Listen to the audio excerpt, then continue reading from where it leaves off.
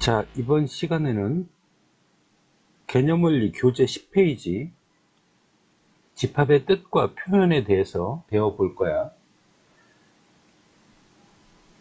집합이라는 것은 어떤 기준에 따라 그 대상을 분명히 알 수 있는 것들의 모임, 이것들을 집합이라고 그래. 좀 더 구체적으로 얘기하면 집합이라는 것은 객관적이면서 명확한 기준을 제시할 수 있는 것, 이런 것들의 모임을 집합이라고 하는데, 예를 들어서 착한 학생의 모임, 이런 건 집합이 될 수 없다는 거지. 착하다 이런 것들은 주관적이잖아. 또는 뭐 높은 산의 모임, 높은 산의 모임, 얘는 구체적이지가 않지, 명확하지가 않다는 얘기야. 그 높다는 기준이 정확히 제시가 안 됐잖아.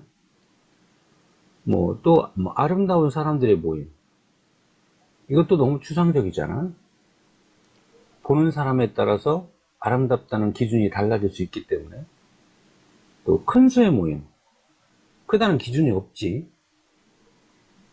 또 이런 것들도 일에 가까운 수의 모임, 일에 가까운 수의 모임, 이 가깝다라고 하는 것이 명확하지가 않지. 그렇잖아. 이 가깝다는 얘기는 뭐 어떤 사람은 이가 가깝다고 하고, 또 어떤 이는 일이 가깝다고 하고, 의견이 분분할 수 있잖아. 자, 그런데 반해서 이런 건 어떨까? 혈액형이 O형인 사람의 모임, 이건 분명하지. 그 다음에 키가 뭐 180cm 이상인 사람의 모임, 얘도 키를 재서 180 이상인 사람은 집합이라고 얘기할 수 있잖아. 또 태양계 행성의 모임, 얘도 분명하지. 수금지와 목토 천해. 그 다음에 아까 큰 수 또는 작은 수의 모임, 이런 것들은 그 기준이 명확하지 않지만 이런 말이 들어가면 이보다 작은, 이보다 작은 자연수의 모임,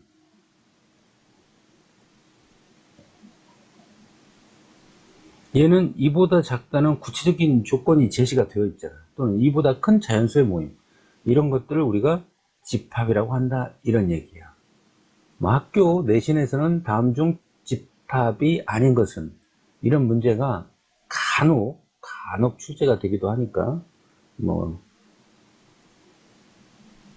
좀 참고적으로 한번 봐두는 것도 나쁘지 않을 것 같아. 자, 이때 이런 집합들은 우리가 대문자 알파벳 ABC로 나타내는 거야.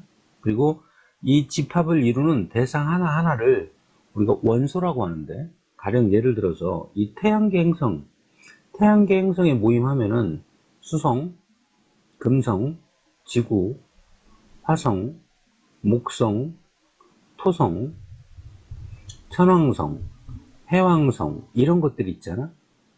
이와 같이 집합을 이루는 대상 하나하나를 원소라고 해요. 원소. 알겠지? 그리고 이 원소와 이 집합 사이는 다음과 같이 나타내. 원소와 집합 사이의 관계는, 이 원소를 영어로 엘리먼트라고 그래.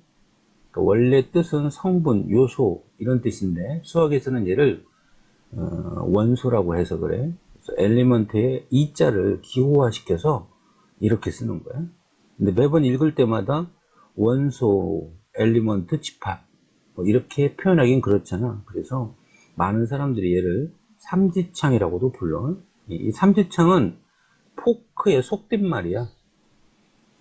그러니까 이 삼지창은 이 창 있잖아, 창. 이 창이 세 갈래로 이렇게 나와 있는 이런 형태를 띈 것을 삼지창이라고도 부르는데, 쌤도 그 학창시절 집합 배울 때 삼지창 이렇게 배웠어.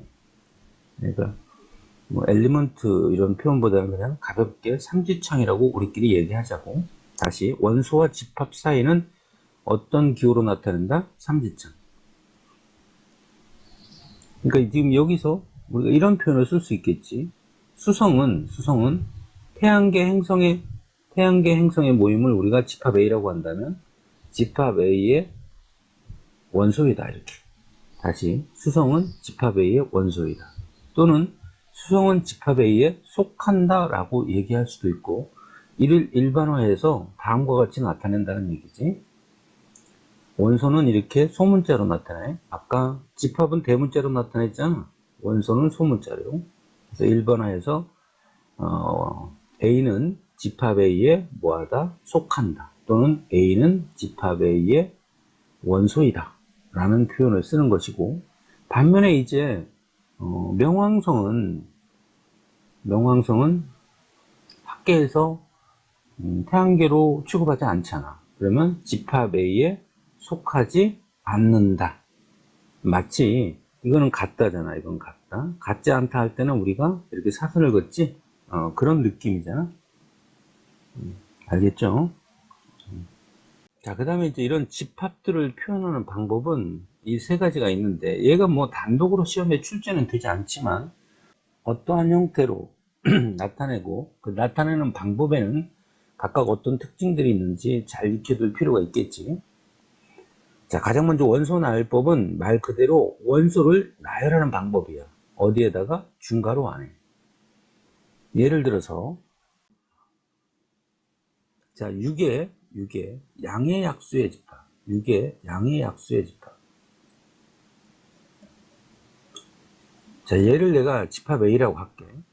얘를 우리가 집합 A라고 할 때 6의 양의 약수에는 어떤 것들이 있지? 1, 2, 3, 6이 있잖아. 그럼 얘를 다음과 같이 나타나겠다는 거야.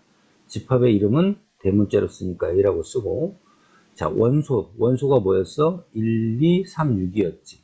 얘를 중괄호 안에 나타낸다.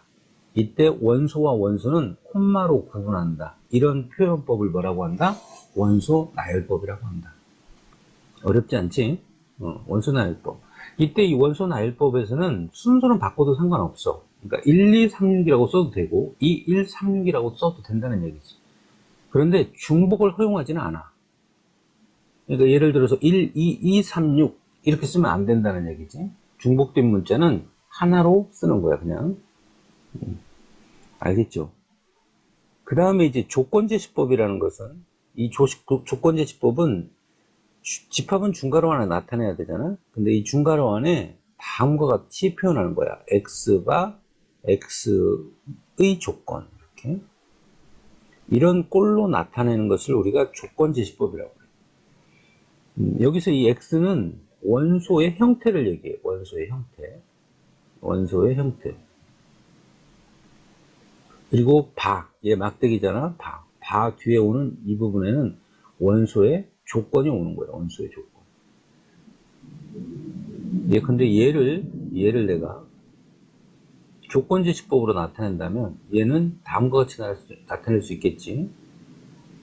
자, x는 6의 양의 약수. 6의 양의 약수.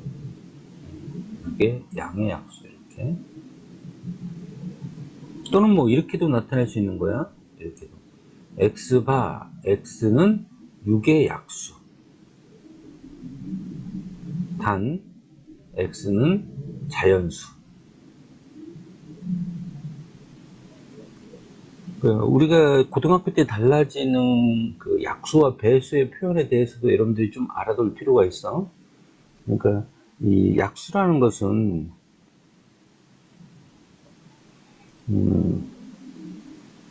중학교 1학년 때 배웠던 건데, 어떤 수 A가 B 곱하기 C로 이렇게 선인수분해가 됐을 때, 우리가 이 A를 바로 뭐라고 그래? B, C의 배수라고 하지. 그리고 이 B와 C는 A의 뭐라고 그래? 약수라고 불러요, 약수. 그러니까 곱해진 결과는 배수고, 그 곱해지는 각각 그 인수들은 뭐라고 그래? 약수라고 부르는 거야. 수의 세계에서는 약수라고 부르고 문자의 세계에서는 인수라고 부르는 거야. 예를 들어서 6이라는 놈은 2 곱하기 3도 6 되고 1 곱하기 6도 6이 되잖아. 그러니까 이 곱해지는 이 각각은 6의 약수가 된다는 얘기지. 알겠죠? 그런 반면에 6은 곱한 결과니까 2의 배수가 되면서 3의 배수가 되기도 하잖아. 근데 이 배수의 정의를 자세히 들여다보면 이 6은 2로 나누어 떨어지는 수를 말해. 또는 3으로 나누어 떨어지는 수. 2로 나눠 떨어지는 수, 3으로 나눠 떨어지는 수. 그러니까 마이너스 6도 2로 나눠 떨어지잖아. 마이너스 6을 나눠버리면, 2로 나눠버리면, 몫이 마이너스 3이면 나눠 떨어지지, 이렇게.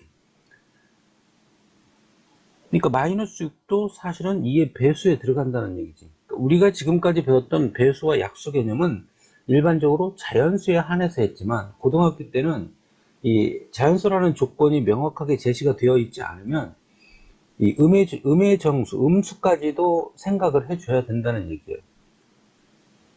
따라서 우리가 6의 약수 같은 경우에도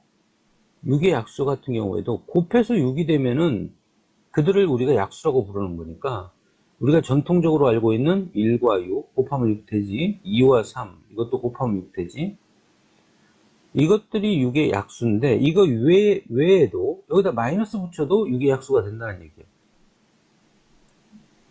그래서 고등학교 과정에서는 1, 2, 3, 6만을 얘기할 때 이와 같이 1, 2, 3, 6만을 얘기할 때는 정확하게 6의 양의 약수라고 부르는 것이고, 또 뭐 2의 배수 같은 경우도 2, 4, 6, 8 이런 식으로 자연수에 한해서 얘기할 때는 2의 양의 배수라고 하는 것이 정확한 표현이야. 그래서 조건지시법으로 나타낼 때는 이렇게 나타낼 수도 있고 이렇게 나타낼 수도 있다 이런 말이야. 또 뭐 이런 것도 한번 해볼까? 이런 것도 이제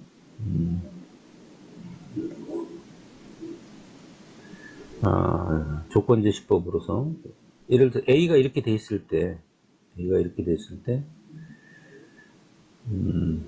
새로운 집합 B를 내가 EX 자 그리고 X는 A에 속해야 된다. 이것도 하나의 조건지시법이 될 수 있지. 왜? 이게 바로 원소의 형태고, 이게 바로 원소의 조건이 될 거 아니야.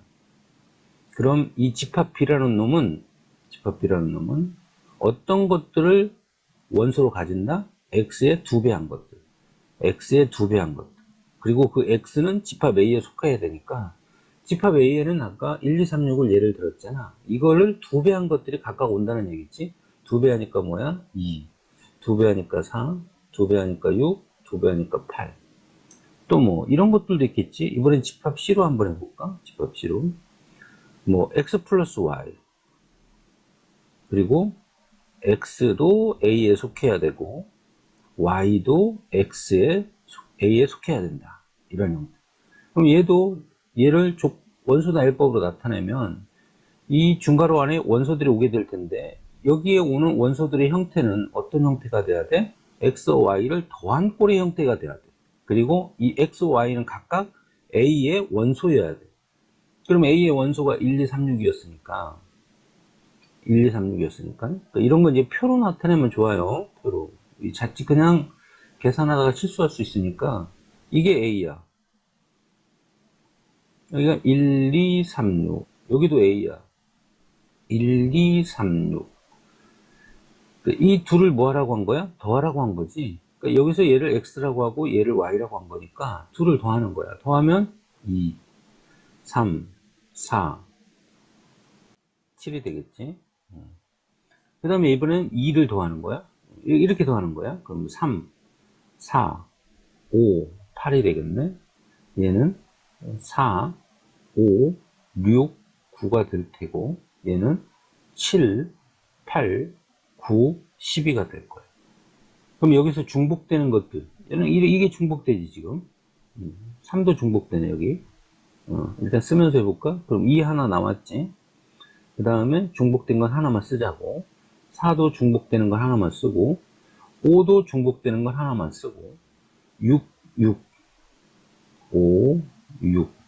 그 다음에 7도 중복되는 거 하나만 쓰고, 8도 중복되는 거 하나만 쓰고, 9도 중복되는 거 하나만 쓰고, 12. 그럼 이것들이 바로 뭐가 된다? 원소가 된다.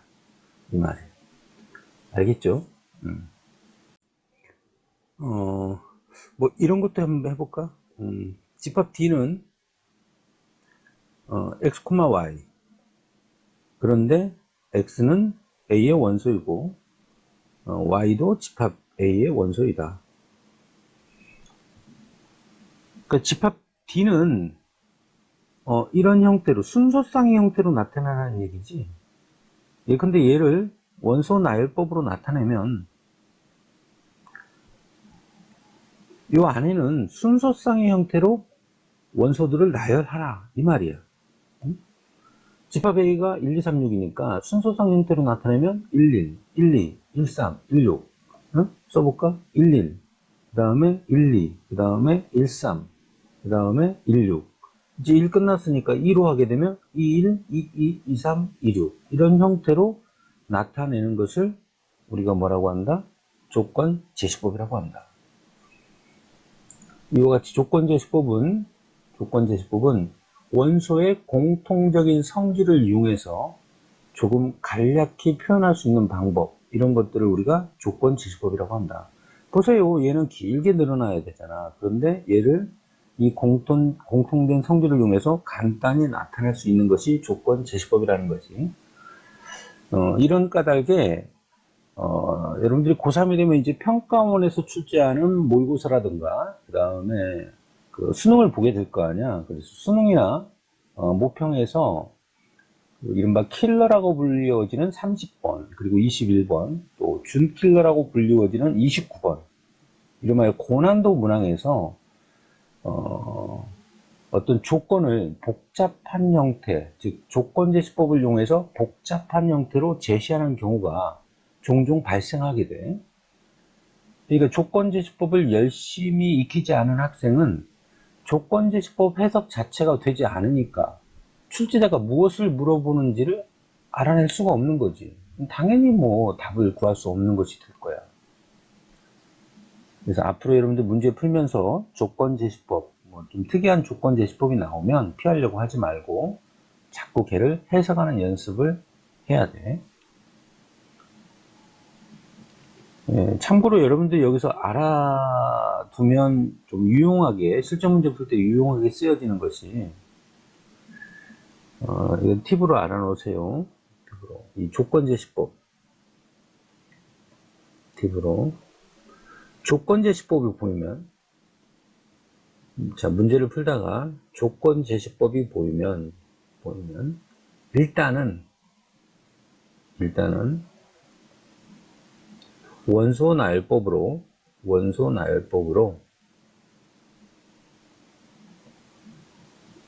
고쳐 푼다.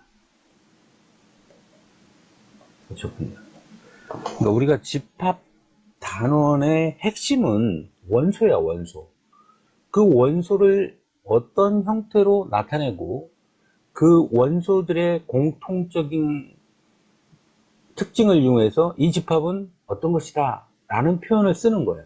마치 우리가 직선의 방정식에서 직선의 방정식을 결정하는 두 가지 요소가 뭐였지?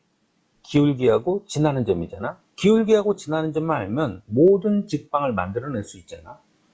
원방도 마찬가지지. 원의 방정식을 결정하는 크리티컬 포인트는 원의 중심과 반지름이잖아. 그래서 원 문제가 등장하면 일단 원의 중심과 반지름을 먼저 찾아 놔야 되는 거예요.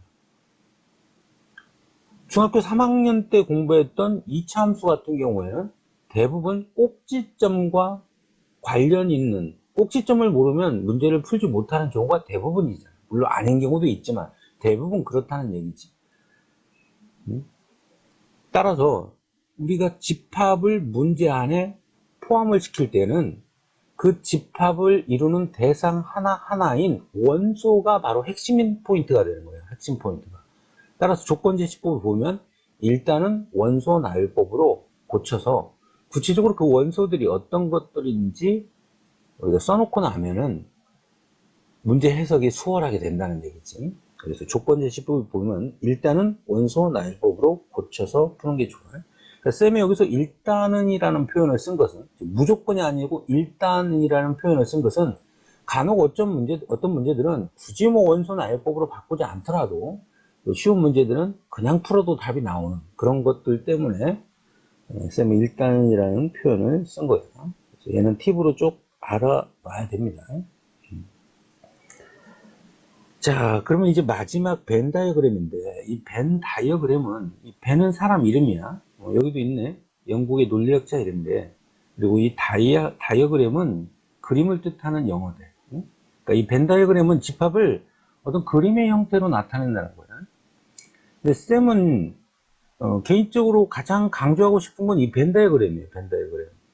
여러분들이 앞으로 집합 문제를 풀다가 잘 해결이 안 될 때는 직관적인 해석을 위해서 벤 다이어그램을 그려서 푸는 것도 하나의 좋은 해법이야. 그러니까 벤 다이어그램은 연습을 많이 해둬야 돼.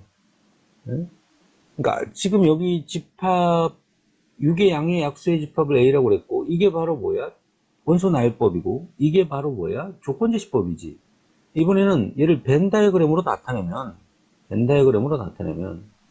얘를 그림의 형태로 나타나겠다는 거야. 여기서 그림이라고 하는 건 직사각형이 될 수도 있고 원이 될 수도 있고 뭐 나중에 확률과 통계에 가면은 심지어 조건부 확률에서 집합을 이런 식으로 나타냅니다. 이게 전체 집합하고 있을 때 뭐 얘는 A고 얘는 B고 뭐 얘는 C고 뭐 심지어 뭐 이렇게도 나타내고 그러니까 어떤 형태가 됐든 집합의 형태로 그림의 형태로 집합을 나타낼 수 있으면 그걸 벤 다이어그램이라고 하는데 일반적으로는 원 또는 직사각형을 이용해서 나타낸다 이거예요.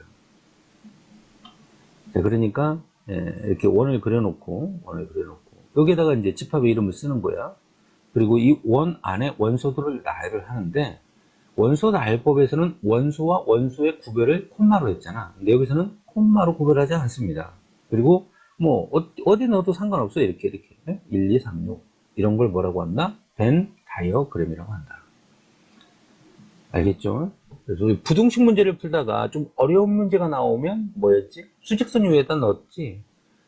그러니까 부등식의 만능 해결사가 수직선이었다면 집합 문제의 만능 해결사는 벤 다이어그램이에요. 벤 다이어그램. 여기서 만능 해결사라는 표현을 쓰는 것은 좀 어렵고 안 풀릴 때는 여기다 넣으면 마치 치트키처럼 만능으로 해결해 준다 이런 의미로 붙여준 이름이야 내가. 자, 그 다음에 하나 이제 첨언을 하자면 이 원소 나열법에서 어떤 규칙을 가지고 원소들이 나열이 되면 생략교를 쓸 수가 있어. 자, 예를 들어서 집합 A가 X는 자연수. 그럼 얘 같은 경우 원소 나열법으로 나타나면 이렇게 되겠지. 이 안에다가 이제 원소를 나타내는데 그 원소의 형태는 X가 오고 그 X는 자연수라고 그랬으니까 1, 2, 3, 근데 매번 쓰려면 죽을 때까지 써야 되잖아. 이때 이 뒤를 뭐야? 점점점으로 나타낼 수 있다는 얘기야. 이와 같이 어떤 공통된 규칙이 발견이 됐을 때는 한 3개 정도 써주고 나서 그 뒤를 생략교를 사용해서 나타낼 수 있다. 자, 그럼 우리가 이를 통해서 또 하나 알아둬야 될 게 뭐가 되겠어? 자, 앞으로 문제를 풀다가 이것도 팁이야. 문제를 풀다가 이 생략교가 보이면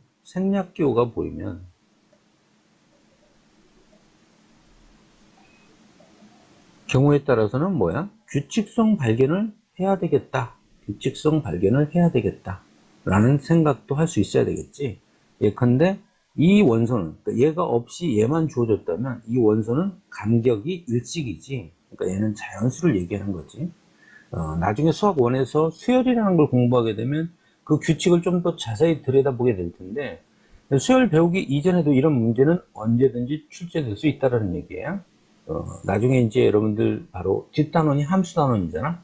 함수단원에서 이 생략규가 나왔을 때 규칙을 발견하는 그런 문제들, 좀 난도 있는 문제들도 만나게 될 겁니다.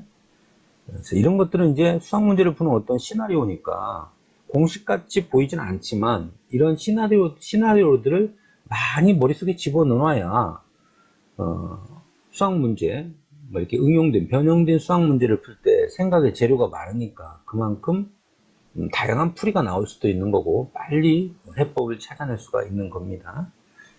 마지막으로 다룰 개념은 집합의 분류야. 이 집합의 분류는 우리가 중학교 2학년 때 유한소수와 무한소수를 배웠지.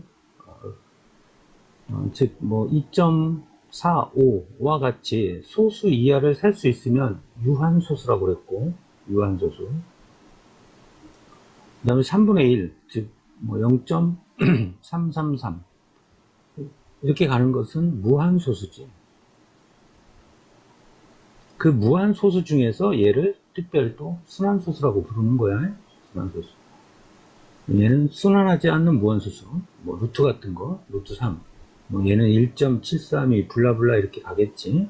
이런 걸 우리가 무리수라고 얘기하는 것이고.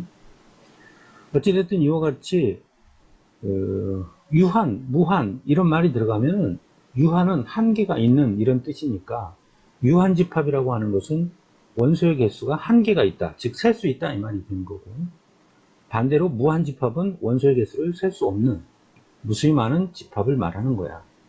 그냥 가볍게 이렇게 이름을 부른다 정도만 알면 돼. 여기서 중요한 거는 이 유한집합은 앞으로 원소의 개수가 있으니까 그 원소의 개수를 나타내는 방법을 배운다는 거지. 바로 앞에서도 얘기했지만 집합과 원소에서 주인공은 누구다? 원소다. 그 원소가 어떤 모양으로 생겼고 또 그 원소들의 개수는 무엇이고 이런 것들이 이제 우리가 관심을 가져야 될 내용이란 말이야. 따라서 유한집합의 원소의 개수는 앞으로 다음과 같이 표현한다는 거지. 다음과 같이 이렇게 넘버, 개수니까 개수, 넘버를 의미하는 n자하고 이 가로 안에 집합의 이름을 쓰는 거야. 그리고 여기에다가 그 개수를 쓰는 거지. 가령 유한집합 A가 1, 2, 3이라고 해봐. 1, 2, 3. 그러면 얘가 집합의 이름이 A잖아, A. 그러면 여기다 집합의 이름을 쓰고 집합 A의 원소 개수는 3개니까 3이라고 하겠다 이 말이야. 이해 가지? 따라서 이런 표현이나 이런 표현이나 똑같겠지. 쌤 뭐요? 가로 안에 집합을 직접 명시해 버리는 거야. 여기는 지금 A가 왔잖아. 근데 A하고 얘가 같다며. 그러니까 여기다가 그대로 이렇게 써버리는 거야. 그럼 이 경우에도 가로 안에 있는 게 집합인데 이 집합 안에 있는 요 내용이 원소니까 원소의 개수는 몇 개이다? 3개이다. 이 둘이 같은 의미야. 여러분들 이거 많이 혼돈해 하는데 이 몇 번 연습해서 절대로 혼돈하면 안 돼. 또 하나 혼돈하는 게 공집합이야. 이 공집합이라고 하는 것은 한자로 빌공자를 써서 비어있는 집합이야. 가령 집합 B가 뭐 이렇다고 쳐봐. 그럼 원소의 개수가 하나도 없잖아. 그러니까 얘는 뭐다? 공집합이다. 그럼 이 경우에는 집합 B의 원소의 개수는 몇 개이다? 빵개이다. 이해가지? 그럼 얘하고 또 똑같은 표현이 바로 뭐다? 그렇지. 여기다가 집합을 구체적으로 명시해버리는 거야. 이렇게. 그럼 가로 안에 있는 게 집합이 이름인데 중가로 안에 있는 게 원소니까 원소의 개수는 몇 개이다? 빵개이다. 조심해야 돼. 조심해. 그러니까 이거하고도 또 똑같은 거야. 이거하고도. 이것도 빵개야. 쌤, 이 말의 의미가 뭡니까? 자, 우리 지금 공집합을 얘기했잖아. 공집합은 비어있는 집합이라고 그랬지. 그래서 앞으로 이 공집합은 기호로 다음과 같이 나타내는 거야. 약속이에요, 약속. 그리고 구교육과정에서는 공집합을 이와 같이도 표현을 했어. 그러니까 여기도 지금 봐봐. 여기도 보면 얘하고 얘가 같다며 지금. 그러니까 가로 안에 있는 얘하고 얘가 같아야 이게 성립이 되는 거지. 그래서 얘 둘은 사실 같은 거야. 근데 개정 교육 과정에서는 이게 왜 없어졌는지 쌤도 모르겠어. 근데 학교 쌤들이 보는 교사용 지침서에 보면 앞으로 공집합은 이렇게 쓰지 않도록 주의한다 라고 되어 있거든. 응? 쓰지 말자니까 쓰지 말자고.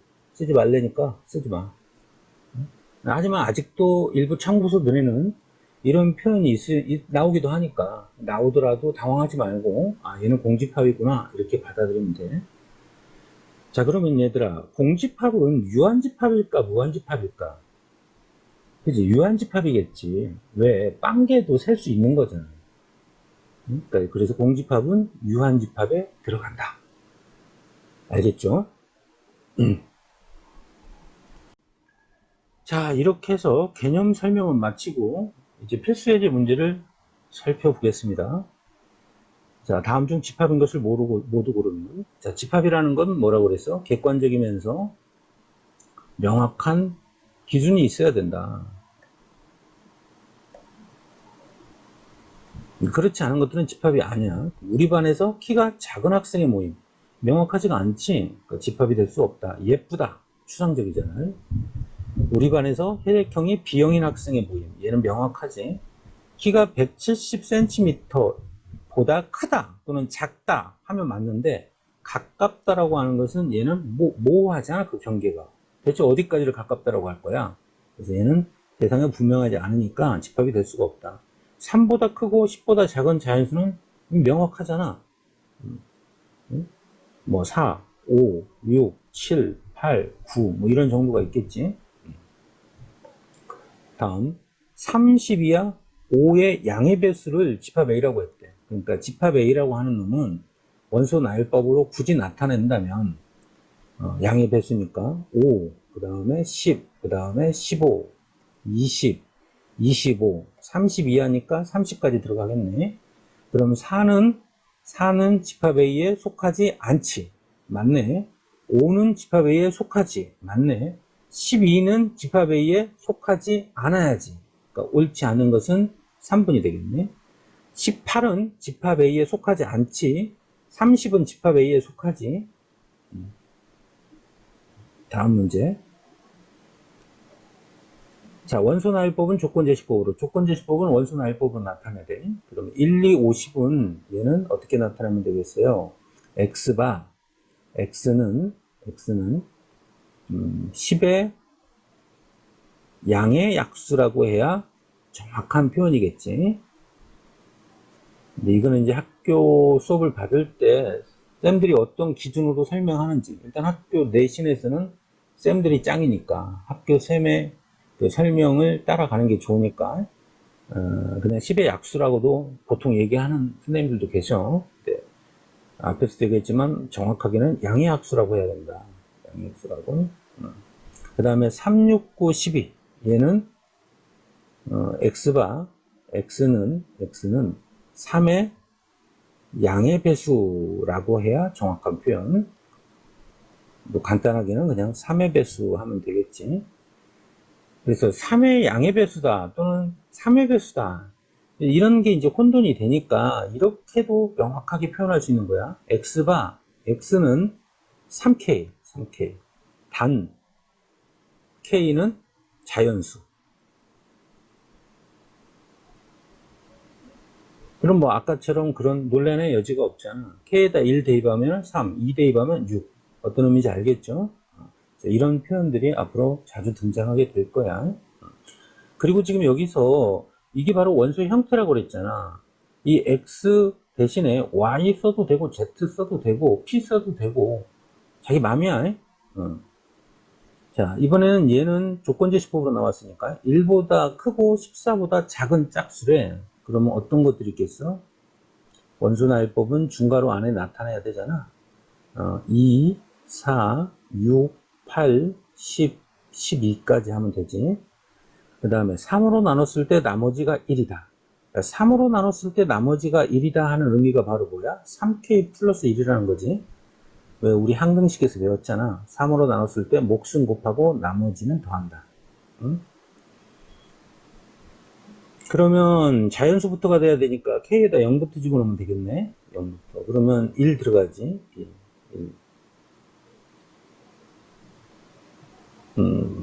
그 다음에 3으로 나눴으니까 1이 되려면 4. 그러니까 3 간격으로 가면 돼. 그 다음에 7.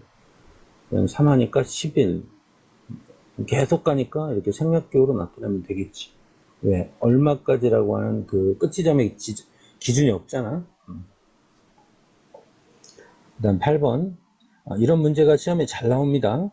앞에서도 이거 소개해 줬었잖아요. 이렇게 나오면 뭘 이용하라? 표를 이용하라. 실수할 수 있으니까. 자, x하고 y를 더한 것이 원소로 들어와야 될 텐데, 몇 개가 될지는 모르겠지만 들어와야 될 텐데, 이 x도 a에 속하고 y도 a에 속하니까 a를 여기다 놔야라는 거예요. 0, 1, 2. 얘는 a야. 여기도 0, 1, 2. 이게 a야. 둘을 뭐 하라고 그랬어? 더하라고 그랬지. 더하니까 0, 1, 2. 여기에다가 1씩을 더하면 되지. 그러니까 1, 2, 3이 될 테고, 여기에다 2씩을 더하면 되니까 2, 3, 4가 될 텐데. 그럼 이제 중복을 제외하면서 쓰는 거야. 0, 0. 그 다음에 1, 1. 그 다음에 여기는 2. 그 다음에 여기 3. 그 다음에 여기 하나밖에 없지, 4. 그래서 답은 얘가 되는 거야. 이번엔 곱하래. 곱해. 얘하고 곱하니까 0. 곱하니까 0. 뭐 0 곱하면 다 0이지. 그 다음에 2를 곱하래. 2를 곱하면 여기 자기 자신이지. 0, 1, 2. 2 곱하면 0. 1은 2. 2는 4. 이렇게 되지. 그러면 얘에 해당하는, 이놈에 해당하는 원수는 뭐가 되겠어? 얘들 다 0이네. 0. 그 다음에 얘 2 있고, 그 다음에 여기도 2 있고 4 있으니까 최종적인 답은 얘가 되겠지. 다음 중 무한집합인 것을 모두 고른 것은 무한집합. 원소의 개수를 셀 수 없는 거 말하는 거야. 그러면 얘는 1 대입하면 3, 2 대입하면 뭐, 3 대입하면 뭐, 4개밖에 없잖아. 개수 따지면 되는 거니까. 무한집합이 아니지. 얘는 유한집합이야. 9보다 큰 한 자리의 홀수. 그러니까 9보다 크다라고 했으니까 뭐 그냥 많을 것이다. 그럼 출제자의 함정에 빠지는 거야. 한 자리의 홀수라고 그랬어. 그럼 9보다 큰 한 자리의 홀수는 있어 없어? 없지. 그러니까 얘는 뭐야? 공집합이지. 얘는 공집합이라고. 공집합도 뭐에 들어간다? 유한집합에 들어간다. 근데 문제에서는 무한집합을 고르라고 했으니까 답이 아니지. 그 다음에 이 사이에 들어가는 기하분수. 이 기하분수는 무수히 많지. 1과 2 사이에 있는 기하분수 뭐 있을까? 2분의 3 있겠지. 2분의 4는 2니까 안 되고. 그러니까 분자가 분모보다 일단은 하나 크면 돼. 하나 크면 3분의 3. 얘는 3분의 5도 되겠네. 3분의 6이 6이니까. 그럼 이제 분모를 4로 증가시키면 4분의 5, 그 다음에 4분의 6, 그 다음에 4분의 7 하면 4, 3, 10이니까 많이 가네. 이런 식으로 끝없이 가는 거지. 끝없이. 네? 얘는 이제 기하분수라고 그랬으니까 이렇게 약분이 돼야 되는 거야. 약분이. 그래서 무한 집합인 것을 고르라고 그랬으니까 벌써 답이 하나 나왔네. 계속 가는 거야 이거. 그 다음에 x는 세 자리의 자연수. 얘도 유한집합이지. 얘도 유한집합. 왜? 세 자리 자연수니까. 세 자리 자연수는 100부터 시작해서 어디까지 가는 거야? 999까지 가면 되겠지. 많기는 하지만 셀 수는 있잖아. 그러니까 얘도 아니야. 그 다음에 x는 얘보다 2차 부등식을 만족시키는 유리수에, 그러면 얘 2차 부등식을 풀어버리면 얘는 1, 2 곱해서 2 더해서 마이너스 3이 돼야 되니까 이렇게 되겠지. 작으면 사이값이니까 여기서 1 나오고 여기서는 2 나오잖아. 따라서 얘의 해는 x는 1과 2 사이 이렇게 되겠지. 그러니까 애시당초 5번이 이런 식으로 주어졌던 거야. x가 x는 이것인 유리수. 이렇게 유리수. 지금 화면이 깜빡깜빡해서 잠깐 멈칫하는 거야 지금. 이 표현이나 똑같은 거야. 그러니까 얘는 수상에서 공부했던 2차 부등식의 개념이 부족하면 못 푸는 거고, 이렇게 바뀌어져야 되는 거야. 그럼 이 사이에 있는 유리수, 이거하고 똑같은 거지. 왜? 이게 유리수잖아. 얘하고 결국 3번하고는 똑같은 거니까 답은 몇 개가 돼? 2개가 된다. 이 말이야. 자, 오늘의 마지막 문제입니다. 이게 이제 시험에 나올 확률이 대단히 높다는 얘기야. 학교 내신에서.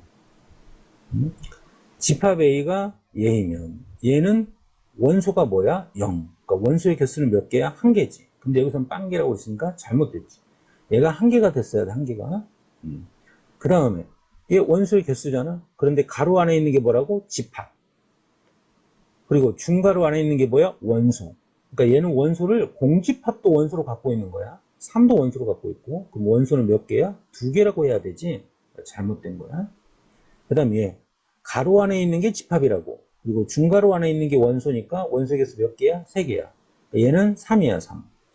같은 방법으로 얘는 몇이야? 2지. 그러니까 3 빼기 2를 할 수 있는 거지. 이 결과값은 숫자니까.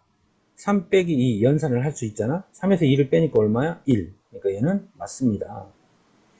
그 다음에 얘 조심해야 돼. 얘 원소개수 5개라고 하면 안 된다는 거지. 가로 안에 있는 게 집합. 얘 집합 맞잖아. 중가로 안에 있는 게 원소. 원소는 5 하나밖에 없잖아. 그러니까 얘는 1이야. 같은 방법으로 얘도 1이지. 그럼 대소관계를 따질 수가 없는 거지. 그러니까 잘못된 거야. 얘는 같다라고 했어야 됩니다. 자, 그럼 이제 이거는 좀 한번 빨리 가볼까? 얘는 원소의 개수가 뭐야? 1개지. 얘 공집합이니까. 얘는 공집합이야. 가로 안에 있는 게 집합. 그러니까 얘는 공집합. 공집합의 원소의 개수는 빵개. 얘는 1개. 다 혼돈할 만하지. 얘는 집합. 중가로 안에 있는 게 원소. 원소가 공집합이라는 거야. 그 다음에 얘 원소 개수 몇 개? 2개. 그러면 얘들을 각각 다 더하니까 4라고 했어야 맞다는 이야기지. 알겠죠?